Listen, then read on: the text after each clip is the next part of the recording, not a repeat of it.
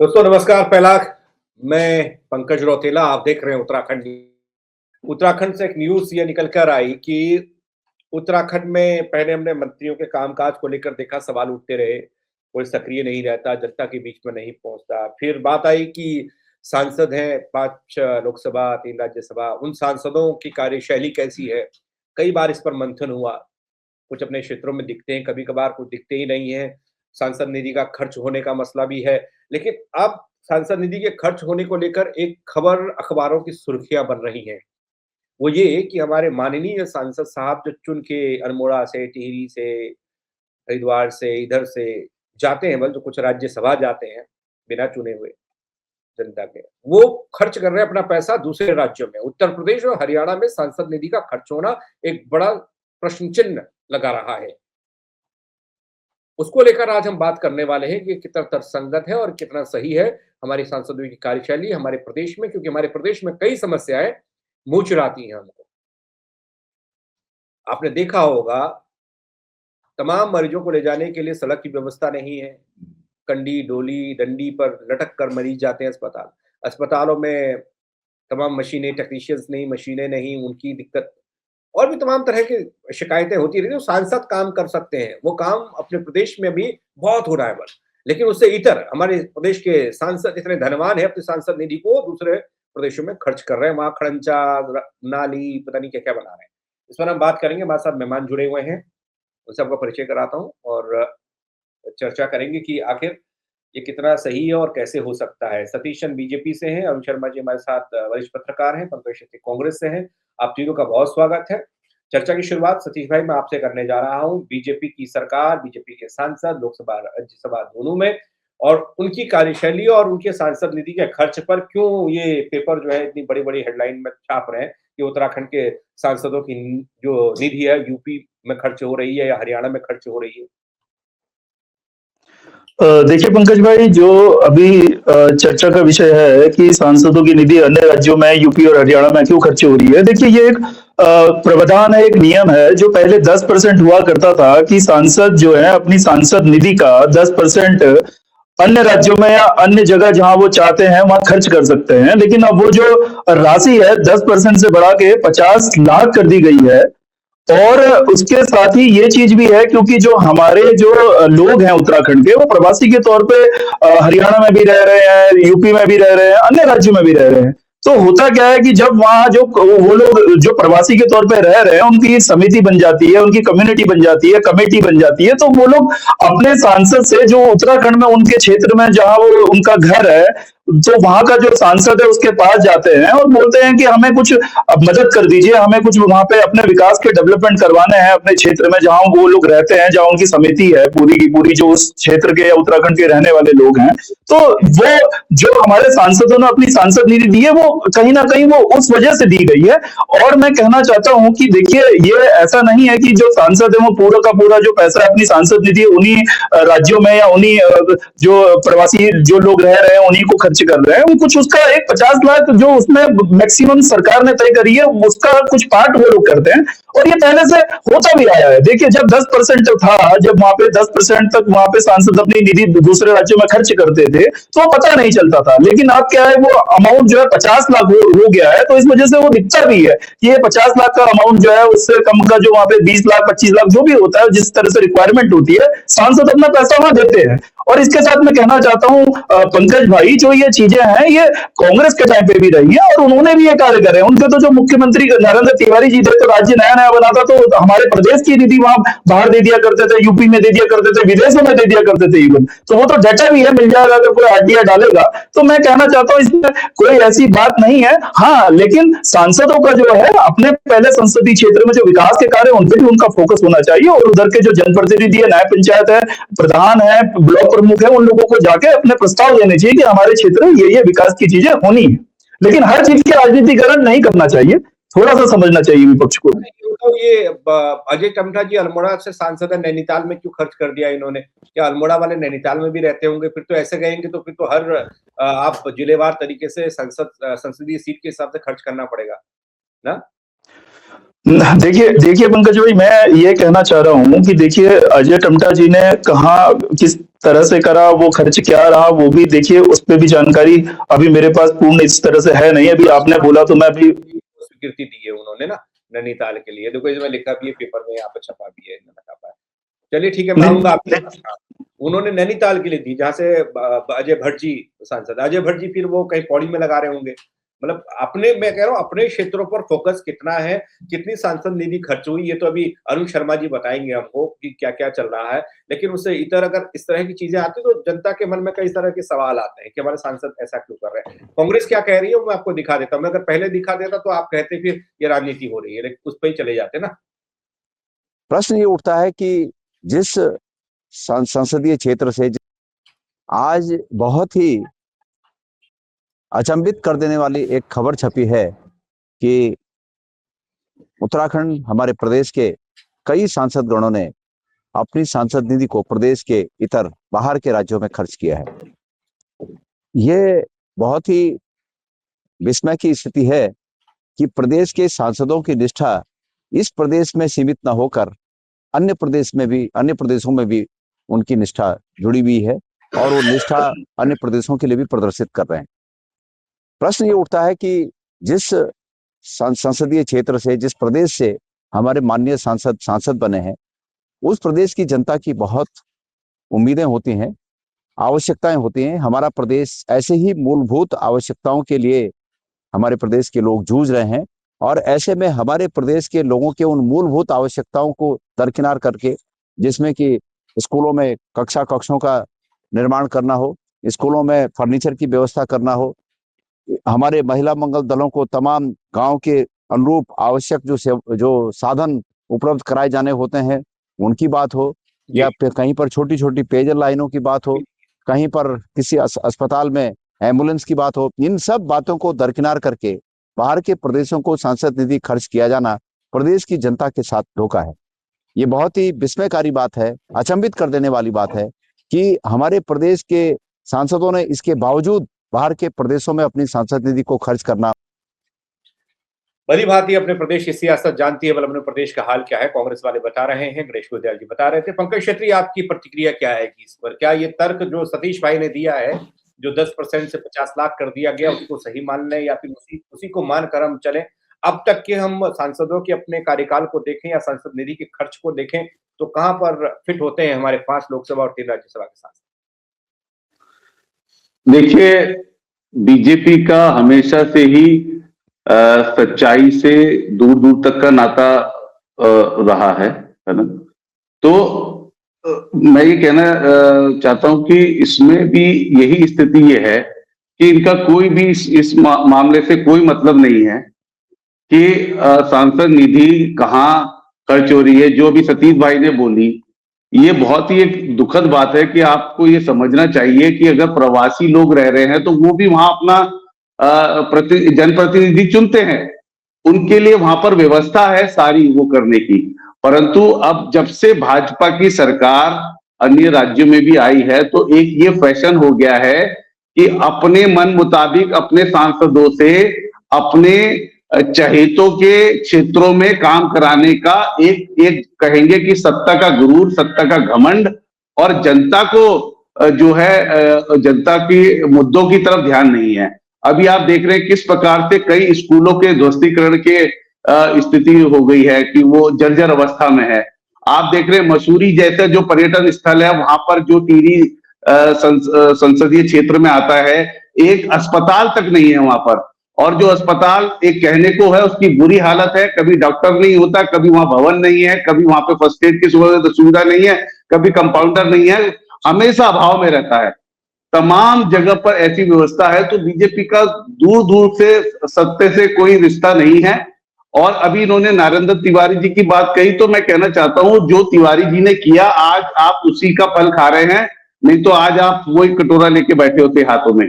परंतु जो उन्होंने किया और उनकी जो स्थिति उस समय थी, जो उन्होंने बजट लेके आए, जो उत्तराखंड को आगे बढ़ाने का कार्य किया है, उसको विकास के पहिए को रोकने का काम बीजेपी ने किया है। तो कृपया उनके कार्यकाल से अपनी तुलना ना करें।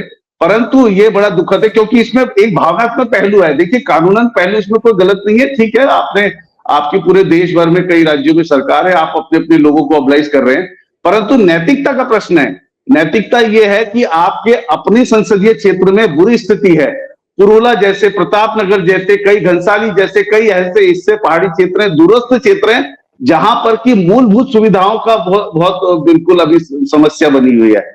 तो ये प्रश्न नैतिकता का है, और नैतिकता के मामले में आपको बीजेपी को आपको बताने की जरूरत नहीं है कि कितना नैतिकता का पालन भारतीय जनता पार्टी करती है।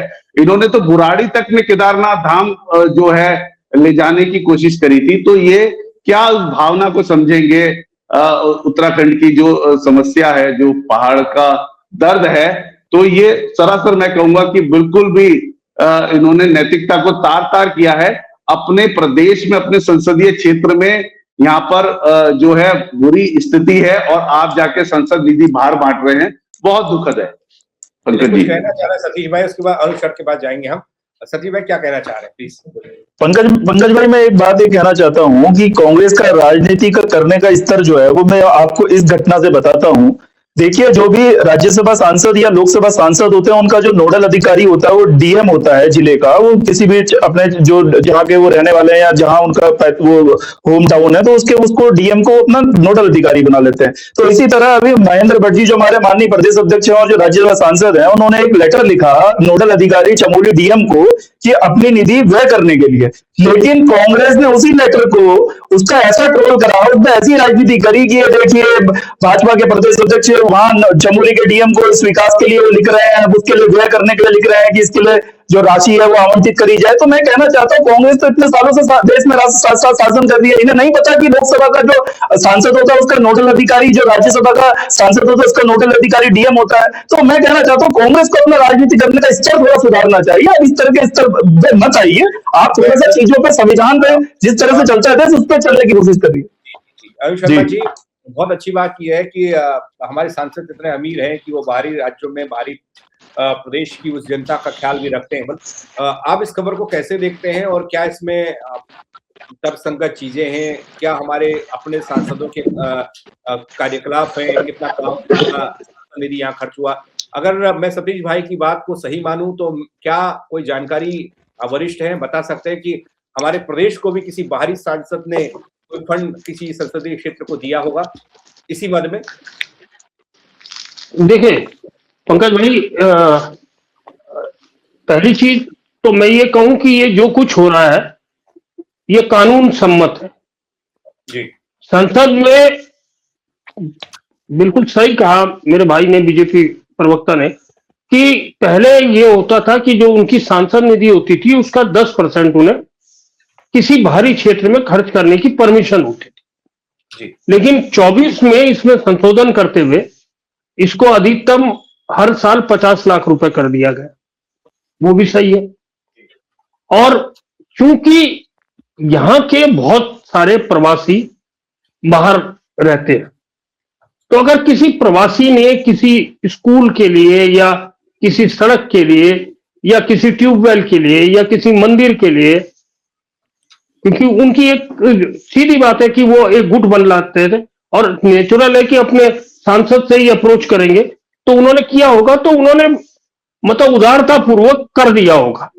और इस मामले में मैं एक उदाहरण देता हूं। वास्तव में हमारे प्रदेश में, जैसी पंकज छेत्री जी ने बिल्कुल सही कहा अभी कि तिवारी जी का किया हुआ आज तक हम लोग खा रहे हैं, वास्तव में सही बात है, मैं इससे 1001% सहमत हूं कि तिवारी जी ने जितनी उदारता से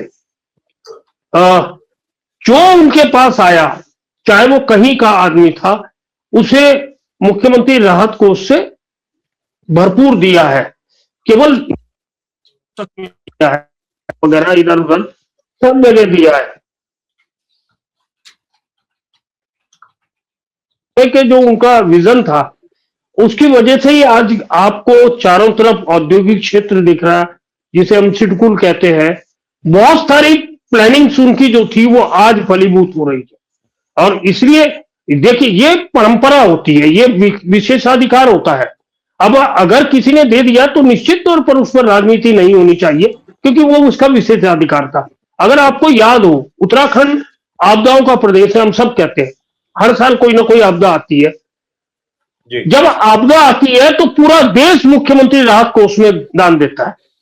अब ये भी निकलवा लीजिए कि कितना कितना पैसा किस किस प्रदेश से आया, तो मुझे लगता है कि ये बहस और तर्कसंगत हो जाएगी। और केवल हम आज बीजेपी सांसदों की बात करें, कांग्रेस से भी कई राज्यसभा सांसद रहे हैं यहाँ। राजबब्बर के समय में तो पैसा बंबई और यूपी तक में गया, तो तब तो किसी ने, क्योंकि वो उस टाइम राशि कम थी, 10% थी, तो इसलिए कोई बहुत ज्यादा शोरगुल नहीं होता था।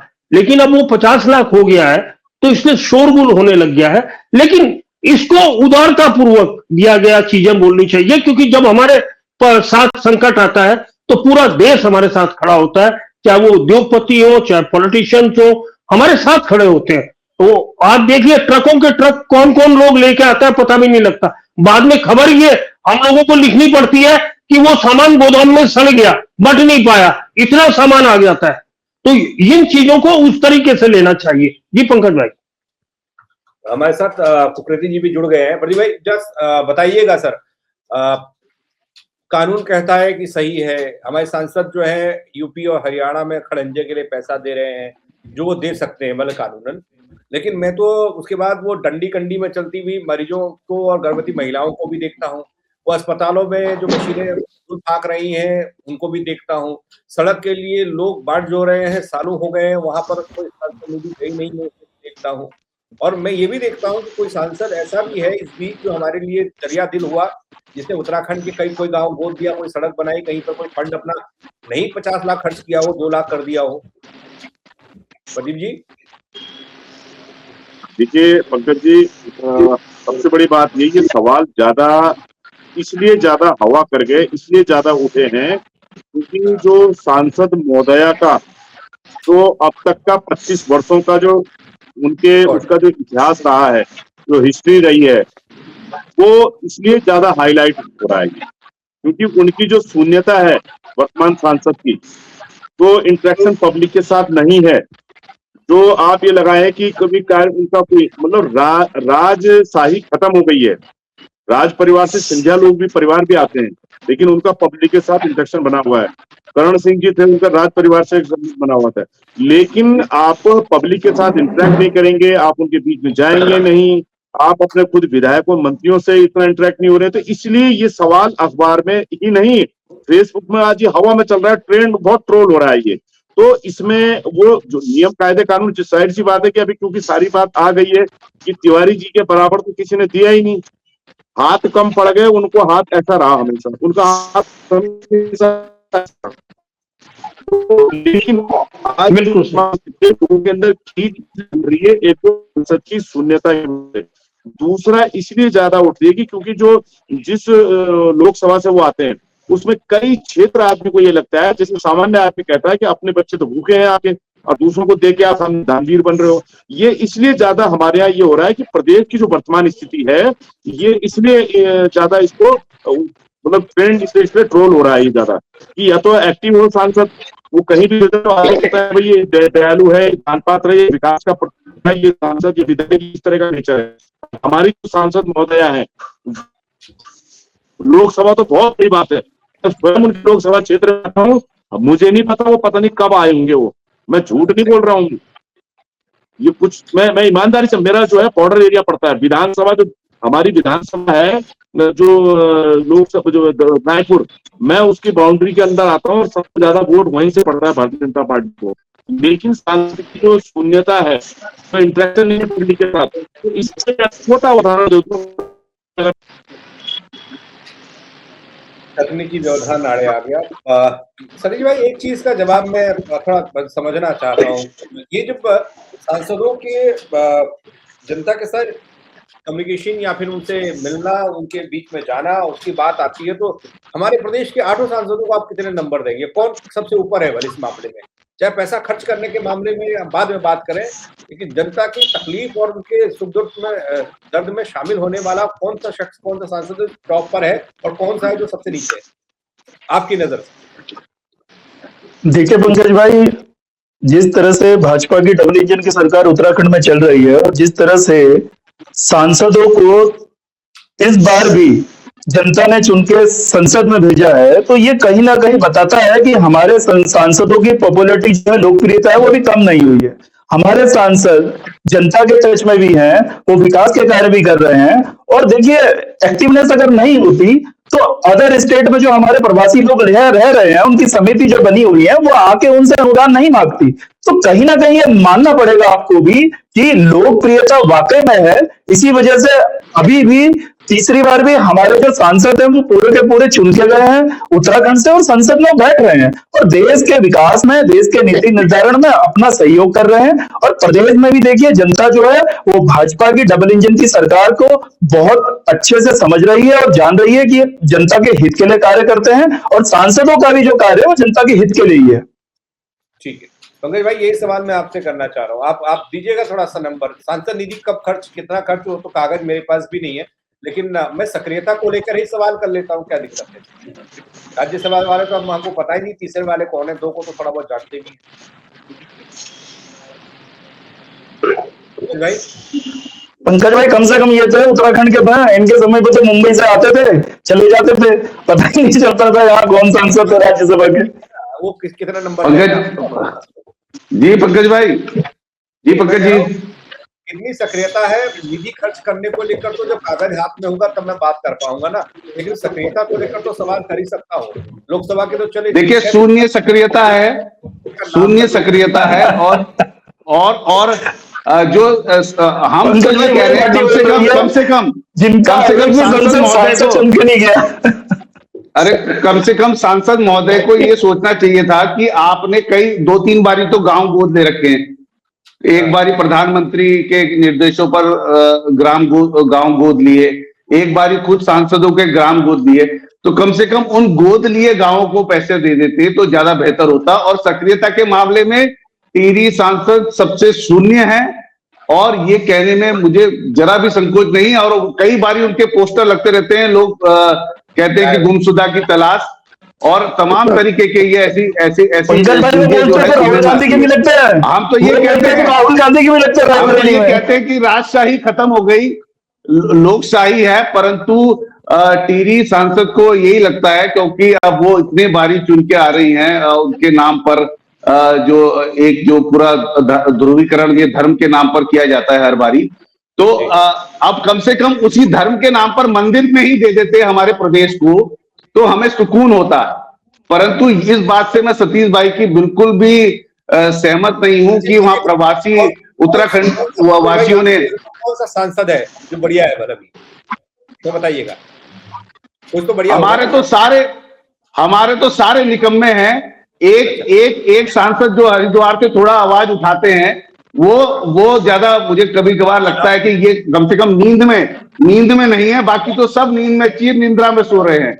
जैसे भी खनन का जो मामला, खनन के बारे में जो संसद में मजबूत आवाज उठाई थी, वो हरिद्वार सांसद ने उठाई थी।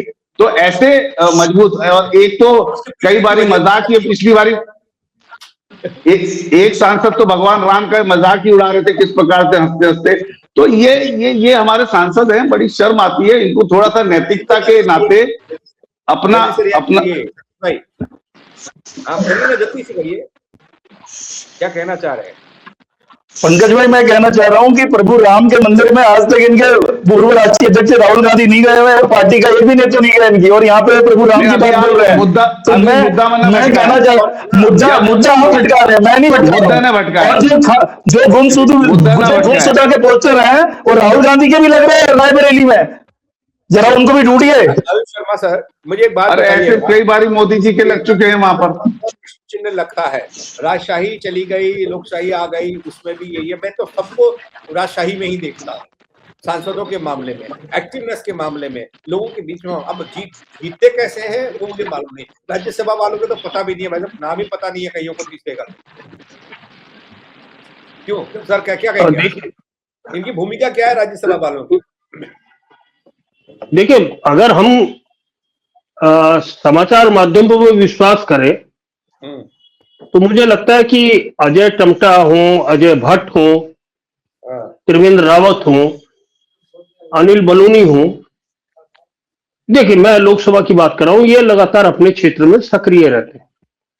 इवन इवन मैंने तो ये देखा है कि पार्लियामेंट जब चलती है, अब आने वाले दिनों में पार्लियामेंट चलेगी, तो पार्लियामेंट जब चलती है तो पार्लियामेंट में भी ये शुक्रवार की रात को ट्रेन में बैठ के अपने अपने इलाकों में निकल लेते हैं, या जैसे जो देहरादून के नजदीक रहते हैं, चाहे त्रिवेंद्र भाई हों या और लोग हों, ये तो फ्लाइट की शाम की, लेकिन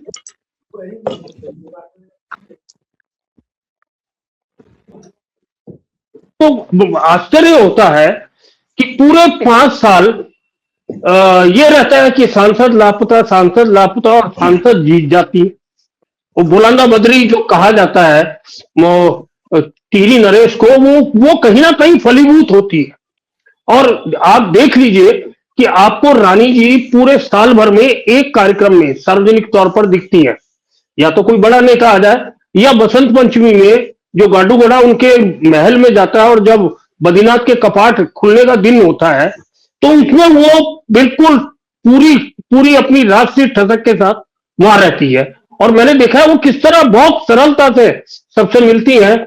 तो वास्तव में मुझे लगता है कि रानी जी के साथ एक प्लस पॉइंट है कि जो उनका मिलनसार व्यक्तित्व है, भले ही वो पिक्चर से गायब रहे, लेकिन जब आएंगी तो वो पूरा प्रभाव छोड़ती हुई चली जाती है।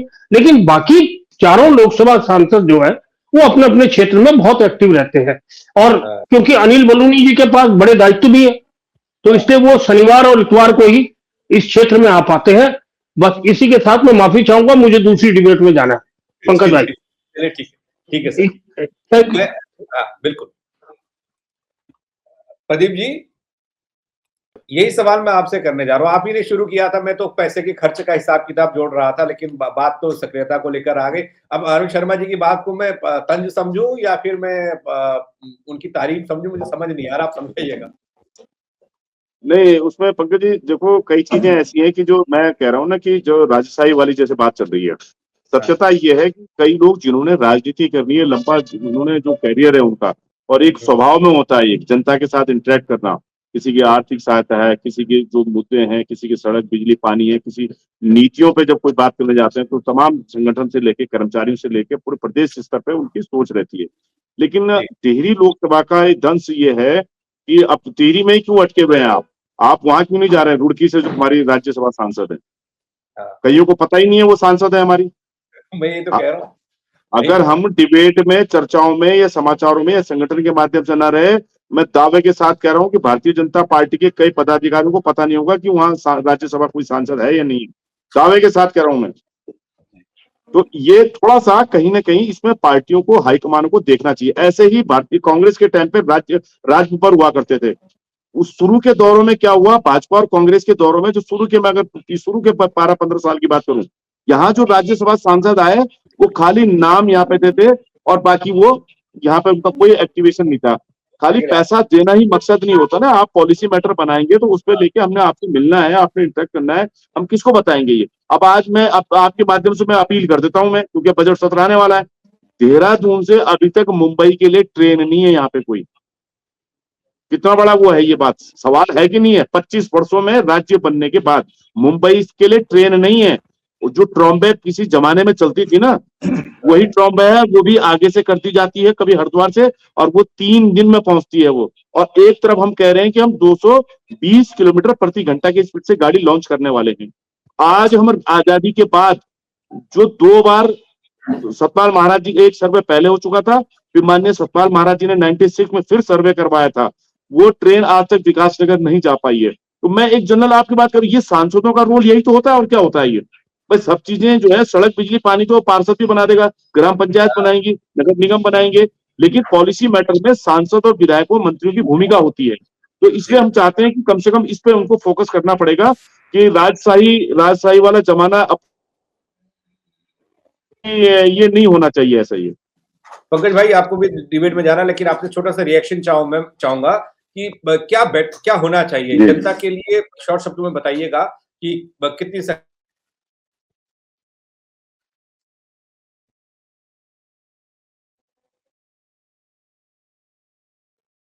पंकज भाई, पंकज जी।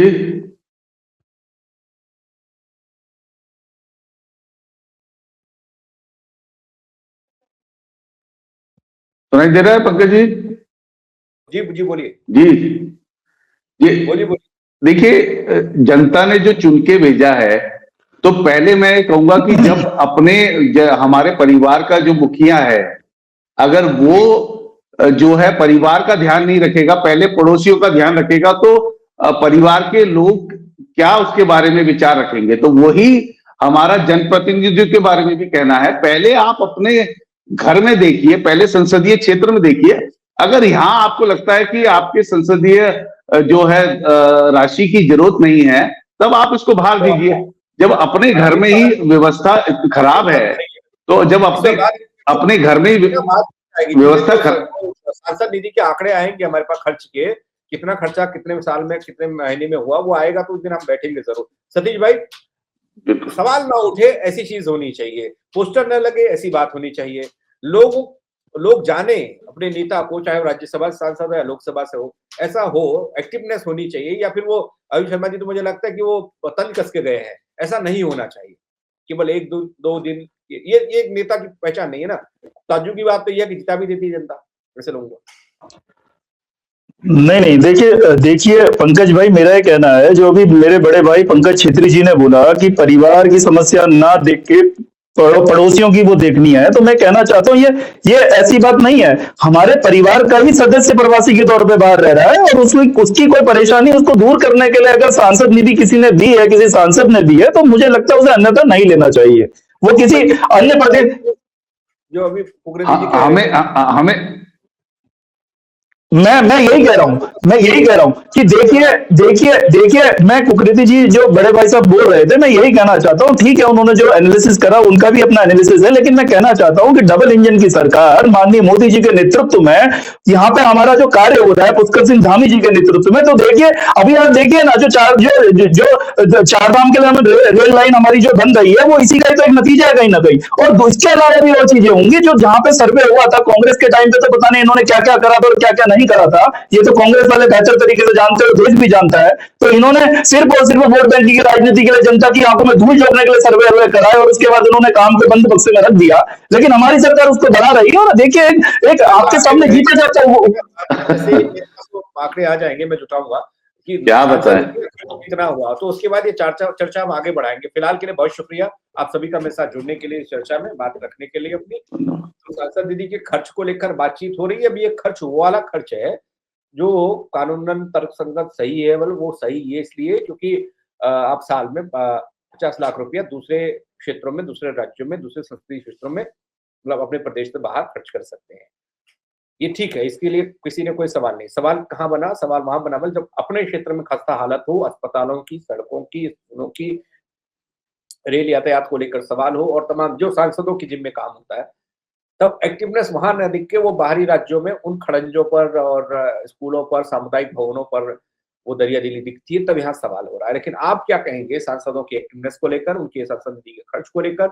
आप कमेंट के जरिए बताइएगा, शेयर कीजिएगा, चर्चा को देखेंगे। इस साथ जुड़ने के लिए आप सबका बहुत शुक्रिया। जय उत्तराखंड।